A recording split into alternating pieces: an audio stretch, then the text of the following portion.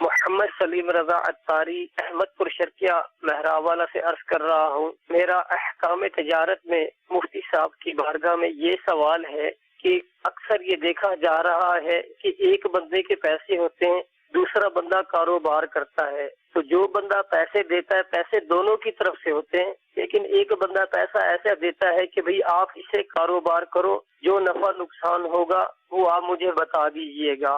تو جس بندے پر اعتماد کیا جاتا ہے وہ اگر یہ رویہ اختیار کرے کہ جان بوجھ کر وہ خسارہ دکھائے، کاروبار میں خسارے کو شو کرتا رہے، اور جس سے اس نے پیسے لیے تھے اس کو دھوکے بازی دیتا ہے، اور بعد میں یہ نوبت آ جاتی ہے کہ قسموں پر بات آ جاتی ہے، تو اس طریقے سے کرنا کہ یعنی پیسے دے دینا دیکھنا نہ اور بعد میں قسموں حدوں تک چلے جانا، یہ کرنا کیسا ہے؟ اس مال میں رہنمائی ارشاد فرما دیجیے. یہ جو رویہ بیان کیا ہے ہمارے معاشرے کا، یہ ایک المیہ ہے، یعنی ہمارے معاشرے کے اندر پھیلا ہوا ایک ناسور ہے کہ وقتی طور پر جو ہے وہ کہتے ہیں کہ گدھے کو بھی جو ہے نا وہ جو مرضی بنا لیں گے. اب میں وہ لفظ نہیں بولنا چاہ رہا. جب وقت اپنا پڑتا ہے، اب دیکھیں نا کسی اور نے انویسٹ شامل کی ہے جی، اکیلے یہ وہ کام نہیں کر سکتے تھے جی، کسی اور نے اتنا بڑا سرمایہ ملایا، دونوں کا سرمایہ مل کے وہ کاروبار ممکن ہوا جی. وقتی طور پر تو جو ہے نا ساتھ ملا لیا جی، اب دل جو ہے اس کے اندر دغا آ گئی. تو اس طرح کے جو رجحانات ہیں معاشرے میں بکثرت ہیں. لوگ کہتے ہیں پیسہ سب سے بڑا پیر ہے، اور پیسہ نہیں ہے تو کچھ بھی نہیں ہے، مطلب کہ جہاں سے مرضی بناؤ پیسہ آنا چاہیے. یہ سوچ ہمارے معاشرے میں ہزاروں لاکھوں لوگوں کی سوچ ہے، اور یہی وہ سوچ ہے کہ جس کی بنیاد پر نیکی کی دعوت دینے کی اہمیت وجود میں آتی ہے کہ ایسے لوگوں کو ہدایت کا راستہ بتایا جائے، نیکی کا راستہ بتایا جائے، اور وہ بدلیں گے تو اسی وقت جب وہ خود بدلنا چاہیں گے، کوئی اور انہیں نہیں بدل سکتا. جو سوال میں صورتحال بیان کی گئی تو یقینی طور پر اس میں ایک نہیں نہ جانے کتنے جرائم ہیں. جھوٹی قسم کھانا جرم، اللہ، دھوکہ دینا جرم، استغفر اللہ، جو نفع حاصل ہوا شو نہ کرنا جرم، جو نفع حاصل کیا وہ دوسرے کو دینے کے بجائے جو اس کا حق بنتا تھا خود رکھ لینا، یہ مال حرام، اور نہ جانے کیا کیا کیا کیا نحوستیں اس کام میں موجود ہوں گی. اس میں کوئی شک و شبہ نہیں ہے. لیکن بات یہ ہے کہ ایسا ماحول کیوں بنا، اس پر بھی غور کرنے کی حاجت ہے. کسی پر اندھا اعتماد نہ کریں.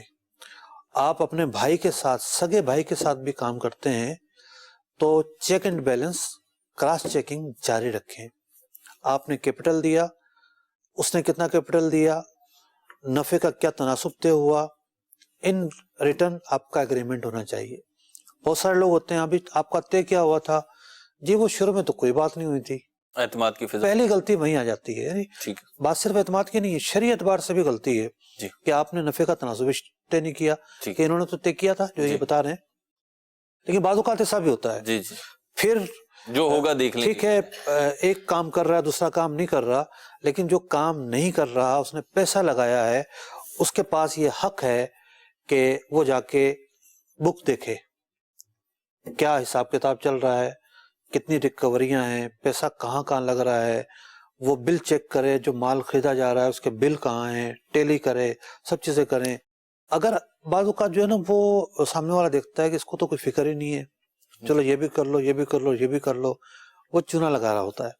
اللہ. تو اگر چیک اینڈ بیلنس شروع سے رکھی جائے، اور اس کو بھی برا نہیں لگنا چاہیے جی، ٹھیک ہے ٹھیک ہے، لگنے کوئی بات نہیں ہے. پچھلے دنوں میں نے ایک کیس ڈیل کیا ہے، تو اسی طریقے سے دو پارٹنر ملے، ایک کا جو ہے وہ ریشو کم تھا جی، مشکل سے کوئی 16% ہوگا ٹھیک ہے، دوسرے کا جو ہے وہ سمجھ لیں آپ 84% ٹھیک ہے ہو گیا، انویسٹمنٹ تھی اور بہت بڑی انویسٹمنٹ ٹھیک ہے. تو پہلے جس کا شیئر کم تھا ورکنگ پارٹنر وہ تھا ٹھیک ہے، لیکن جب نقصان ہونا شروع ہوا تو جو انویسٹر تھا وہ خود اس میں داخل ہوا ٹھیک ہے، کاروبار میں جا کے فیلڈ میں. اعتماد تو پہلے بھی تھا، ایسا نہیں تھا کہ وہ پہلے والا تھا وہ کوئی بدعنوان تھا، لیکن سنبھالنے میں بھی مینجمنٹ میں بھی کوتاہی ہو سکتی ہے نا. بڑے کام کے اندر جب وہ خود انٹر ہوا تو آہستہ آہستہ نقصان جو بڑا ہو رہا تھا وہ کم ہونا شروع ہو گیا ٹھیک ہے. تو یوں ایک سے دو اچھے ہوتے ہیں ٹھیک ہے، زندگی گاڑی میں ایک سے دو اچھے ہوتے ہیں. جب آپ کو اس کا سرمایہ اچھا لگ رہا ہے جی، وہ آپ نے لے لیا، اور وہ صاحب اگر آپ سے آ کے پوچھتے ہیں جی آپ کیا خرید رہے ہیں، کیا بیچ رہے ہیں، بل کہاں ہے، طریقہ کار اچھا ہونا چاہیے۔ طریقہ کار بگڑتا کب ہے؟ جب اس نے ایک دوستانہ ماحول میں پوچھا کیا ہو رہا ہے اور سامنے والا اکڑ گیا، ہم پہ کوئی بھروسہ نہیں ہے، ہم کوئی بے ایمان ہے، کوئی یوں ہے، تو بھائی یہ اکڑنے کی تو جگہ ہی نہیں ہے۔ آپ پارٹنر ہو، وہ بھکاری تھوڑی ہے یا کوئی اجنبی آدمی تھوڑی ہے کہ جس کو آپ دھتکار رہے ہو اس طریقے سے، وہ پارٹنر ہے، اس کے رائٹس ہیں، آپ اس کے رائٹس کو سمجھیں، اس کو اسپیس دیں۔ آپ ہمارے کاروباری جھگڑوں کی بنیاد، ہمارے دفتری جھگڑوں کی بنیاد، ہمارے گھریلو جھگڑوں کی بنیاد اسپیس نہ دینا ہوتا ہے۔ ہم چاہتے ہیں سب چیزیں ہمارے ہاتھ میں رہے، ہر فیصلہ ہمارے ہاتھ میں رہے، ٹھیک ہے؟ یہ کیوں ہوا، ایسے کیوں ہوا، ایسے کیوں نہیں ہوا؟ بھائی دوسرے کا حق تھا یار، اس کا جو حق ہے اس کو تو آپ سمجھیں۔ آپ کیوں پوری دنیا کو اپنے دماغ سے چلانا چاہتے ہیں؟